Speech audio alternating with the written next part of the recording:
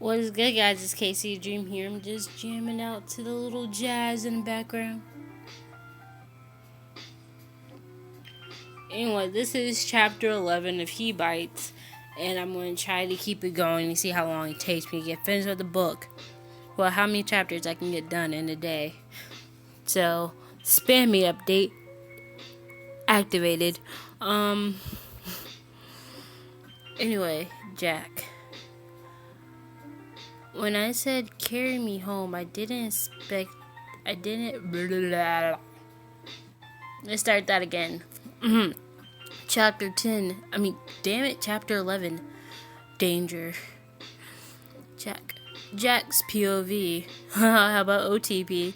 I'm making that joke throughout the whole freaking series. Anyway, when I said carry me home, I didn't expect you to keep flying.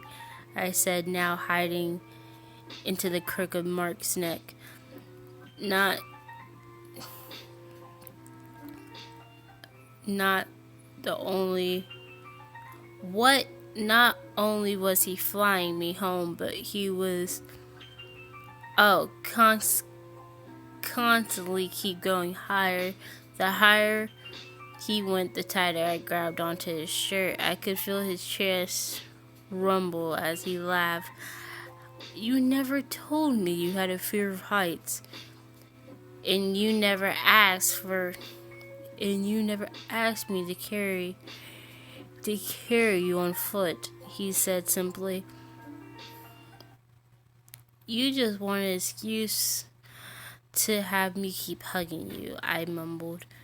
Yeah, that and having your breath hit my neck is pretty nice, he said. I lifted my head up and glared at him, but soon regretted it.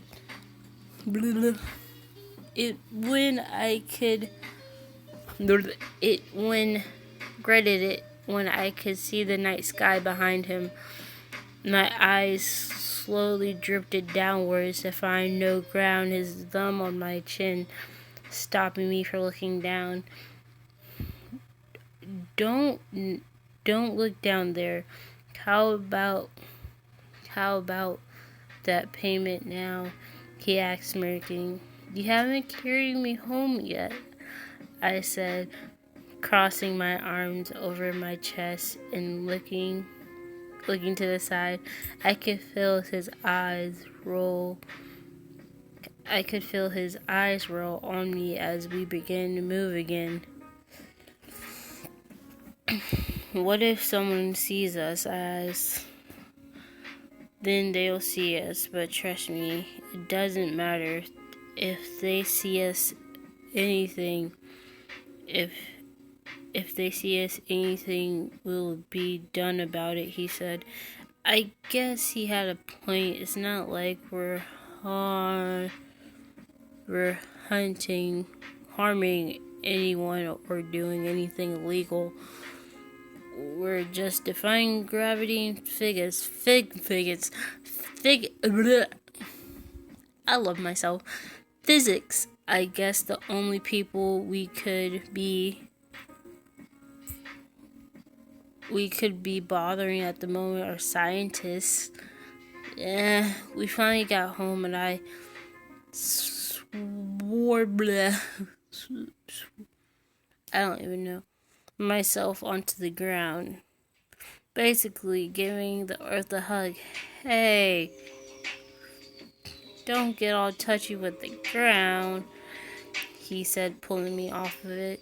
What are you, jealous? I asked in a movement. Maybe, he said with a smile as he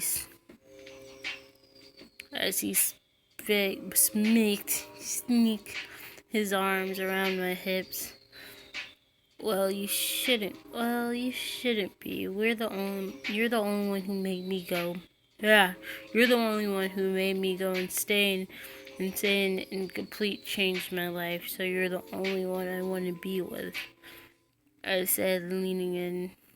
I'll better be, or destroy anyone else, he joked. I simply hummed in response and closed the space between us. His lips, like The rest of his bodies were cold, but they were soft.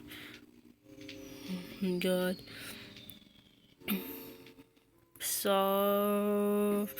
In his stubble tickled me, but I didn't mind. I actually enjoyed it. He responded a couple seconds later after I started the kiss. Our lips were like puzzles. They fit together perfectly, and they moved together perfectly in sync. If I had to describe kissing him, the only word I would be able to give you was perfect. If I was a vampire, we could probably kiss for hours. But nope, I needed oxygen. That dang on oxygen. Oxygen. I pulled away, panting for air, and resting my forehead on his stupid oxygen. I breathed out, looking up. Looking up to him. Don't look at me. I'm not the one who needs oxygen. Like a loser, he said in a teasing tone, laughing as he opened the door. You can be real arse. You can be real arse sometimes. I can't do it in his accent. You can be real arse sometimes. Arse. I said, walking behind him. Before I entered the house, I turned around, feeling like I was being watched, but everything seemed normal. I guess my mind was confused with everything that happened, and I closed the door behind me, locking it, because you can never be safe. You probably have to go grocery shopping tomorrow since you actually require food. Oh, my bad for needing more necessities to live. Not everyone can survive on blood, off of blood alone, I retorted. Do you usually go to bed at... Wait. Don't you usually go to bed at around this time, he asked. I looked over to the clock and realized it was 11. Guess so, it's time. Oh, God. He asked. I looked over to the clock. It was 11. It was already 11. I guess so, it's time. I just kind of flew to bed. Wait, how did you know that? I asked. Well, when I was making sure you wouldn't tell anyone I watched you all day, so, he said, scratching the back of his neck. Are you saying you were stalking me? Did you enjoy what you saw? I said with a smirk. He didn't respond. He simply looked away, a little flustered. Well, we are all mortal creatures of the night. I'm going to bed. Good night, Mark, I said. Night, he said in response. In the corner of my eyes, I saw him turn his face as I walked out and decided to sway my hips a little. I stopped in the door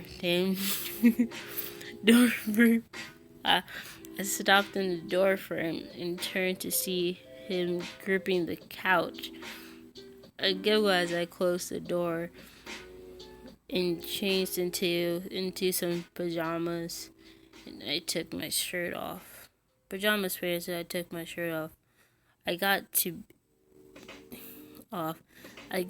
onto the bed. I was pretty exhausted, to say the least, as my eyes fluttered closed. I heard my window creak, causing me to sit up. I looked over to see my window, and I had opened. There was a piece of paper being held, throwing by the knife. what was this, the 18th century? I looked. I took the knife out and placed it on my nightstand. Try to make out the scribbles. I warned you. It. Oh God, my face. It was all it read. No name, no number to call or anything.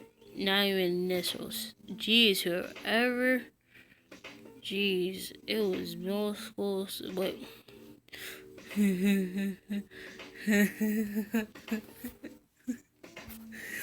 Sorry, guys. Not even initials. Gee, whoever it was, their middle school teacher must have hated them for not putting their names on their assignments. I continued inspecting it to see that the corner had a drop of blood on it. A vampire, perhaps? Was this supposed to be some fright? I simply shrugged it off. I was living with Mark now, so it's not like someone could do something with him so close by. I debated showing Mark the letter, but I decided to wait until tomorrow morning. To show him, and I was too lazy to get out of my room, so put the note on my nightstand alongside the throwing knife, and I got onto the bed, drifting off into the land of sleep.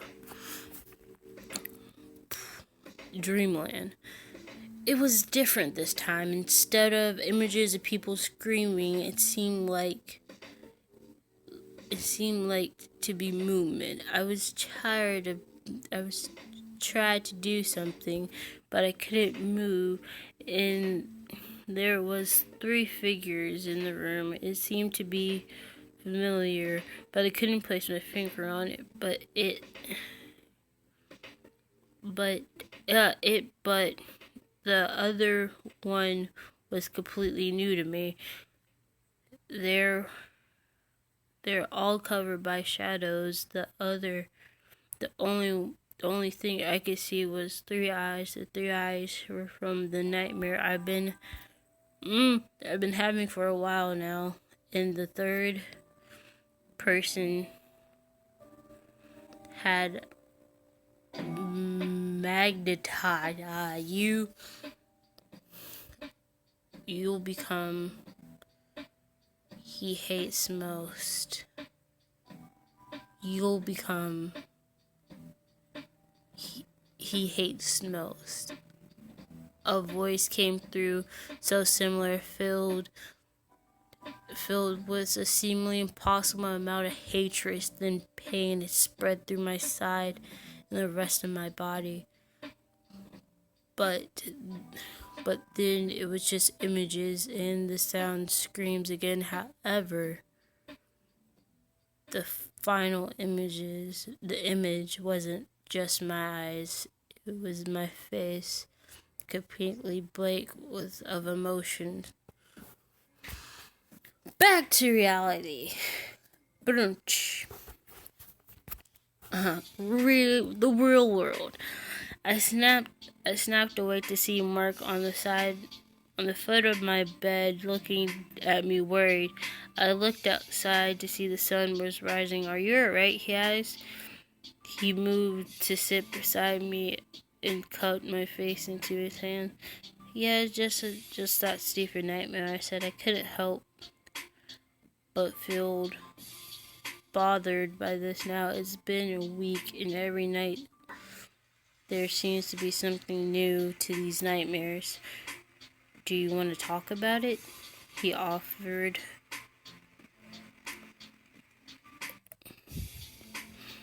A hopeful look in his eyes. I nodded and explained everything, and gave him some theories of who eyes might belong to. He seemed to be extremely bothered by it, but kept up a cold front about it. "Don't worry, I won't let anything happen to you, I promise," he said, hugging me. I knew there was something wrong.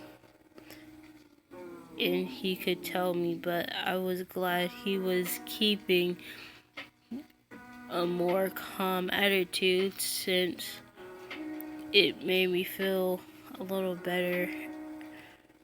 As I hurled my face to the crook of his neck, I pulled away and faced the other side, direction, the other directions to seize. Bless you, he chuckled. I took a couple seconds to recover and responded with him with a thank you. Now that I concerned on myself, I felt all groggy and gross me. I actually had been careless enough to become sick. And that is chapter 11, Danger. That's actually a lot shorter chapter than I thought, but we're going to binge do this different videos at a time, because I can't do it in one streamiest video because I have a face mask on right now and it's hurting and it hurts like I don't know what. So anyway, see y'all in a few. It's Casey Dream signing out. If you like this video, give it a like. If you're new to this channel, subscribe. And you like Septiplier, even though that's kind of sailed since they both have girlfriends now. But anyway, if they're still your OTP, are they still your ship, your main ship of all? Make sure, just make sure you subscribe to this channel. So anyway, new, subscribe, leave a comment, share with your friends. If you're already a subscriber, share with your friends. Like, comment, do anything, do everything. I don't know. Anyway, bye bye.